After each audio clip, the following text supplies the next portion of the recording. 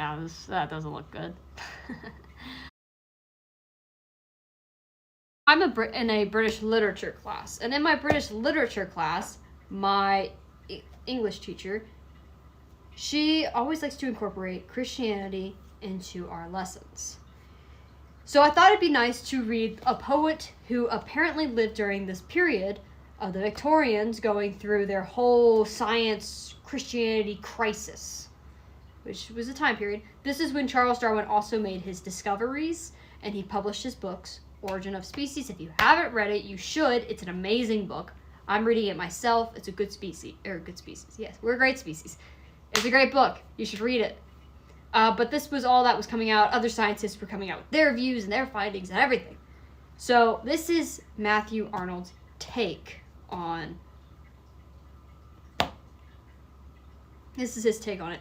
I'm going to tell you a little bit about Matthew Arnold. I found him very interesting. I took some notes on him. He's a very interesting guy. Very interesting writer for the English world. Well, flip too far. Okay, Matthew Arnold. So, in this poem, he's afraid that faith is gone. One of the things is that he comes to the theory is that we must love if we don't have any faith. That's a theory he comes to by the time that this poem is out. So, I'm going to read it. This is, I like this. I really like this poem. The sea is calm tonight. The tide is full. The moon lies fair upon the strands. On the French coast, the light gleams and is gone. The cliff of England stands glimmering and vast. Out in the tranquility bay comes to the window. Sweet is the night air, only from the long line of spray, where the sea meets the moon, blanched land. Listen, you. Hear the granting roar of pebbles which the waves draw back, and fling out their return up to the high strands, begin and cease, and then again. With tremblicity, cadences slow, and bring the eternal note of sadness in. Sophocles long ago heard it on the Aegiale, and brought it into his mind. The turbid ebb and flow of the human misery we find also in the sound a thought, hearing it by the distant northern sea. The sea of faith was once too at full and round. Earth's shores lay like the fold of the bride, griddle fertile.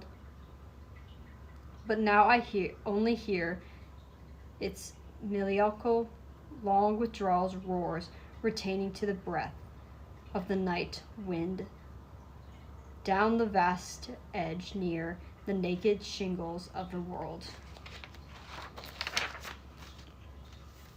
Ah, love, let us be true to one another, for the world which seems to lie before us, like land of the dreams, so various, so beautiful, so new, hath really neither joy, nor love, nor light, nor certainty, nor peace, nor health, for pain, and we are here as on a darkling plain, swept with confused alarms of struggle and flight, where ignorance arms clash by night. So this poem was released in 1867. This is a poem I quite enjoy.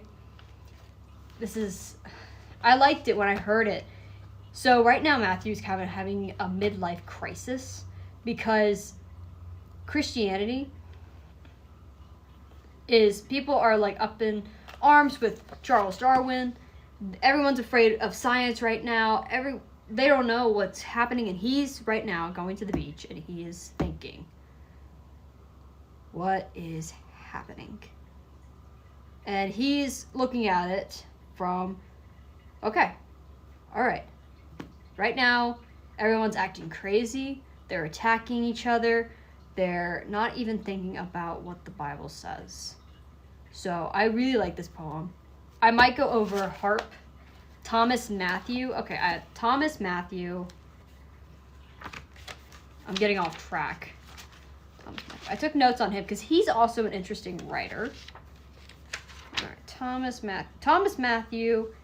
Many of his books were rejected because none of his books ended with the story like how you wanted it. Like, the villains might win, or everyone's dead at the end except the one person that you really want, the one person that should have had his love is alive, and he's just got to, live with that. So that's why his books were rejected a lot. His theme was by chance, and he came to the theory is it just happens. So I think I'm going to go over Hap next by Thomas Hardy, because Dove by the Beach, this is one of my favorite poems, and this Christian writer in the 1800s wrote it because of this whole Christian crisis that was happening. Because of all of the discoveries and all the stuff, because people were terrified that Christianity might not be real. But Charles Darwin never, ever says that. Charles Darwin does lose his faith, but it's not over the science. It's never over the science. He never loses his faith over science. He loses his faith because he loses someone. Nowhere in there is it connected to science. That's why. A lot of people will lose their faith because they go through a hard loss. But that's testing our faith. But this is a poem right here that Matthew Arnold sits down and he writes it. He puts all of his thoughts into it. About everybody going up in arms about this. And this quote right here, I had to make a note of it. When he says, this was really hard words right here, so I'm sorry if I completely butcher it, and this poem right here.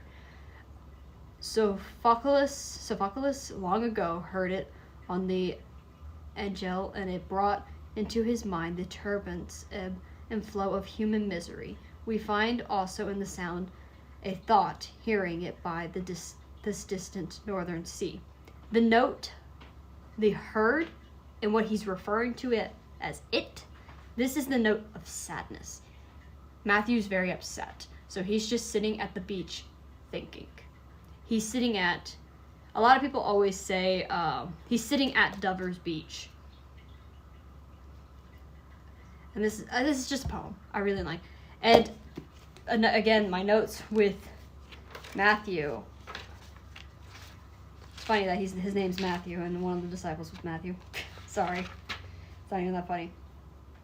So Dover's Beach is that his faith is just gone, and that he comes to the theory at the end of the poem is that if we don't have faith, then the most you can do is love each other, because the things that people were doing to people who were not Christians, or who were, making these scientific discoveries, they were hurting these people. They were scared of these people. But nowhere does Charles Darwin, at least so far that I've read in Origins of Species, does Charles Darwin never ever say, so far, that God does not exist. No, he just talks about how species evolve and adapt to survive. I know this is a little different than my usual reading, but my teacher went over this poem today, and I really liked it, and I thought you guys would enjoy it too. This is Dover Beach by Matthew Arnold. If you want to read some more of his stuff, go for it. I encourage you. He's a lovely poet. I love this poem right here. I'm going to go over next time, I think, Hap by Thomas Hardy. Thomas Hardy's a little of a gloom and goom guy. So, yeah, that's all I got for you today. I hope you enjoyed this poem. If you don't like poems, tell me. I will stick to my usual spiel. But that's all I got for you today. Share, my dear friends, and God bless, and have a lovely day. Those of you who are doing Lent, keep pushing. Proud of you guys. Share, my dear friends. God bless.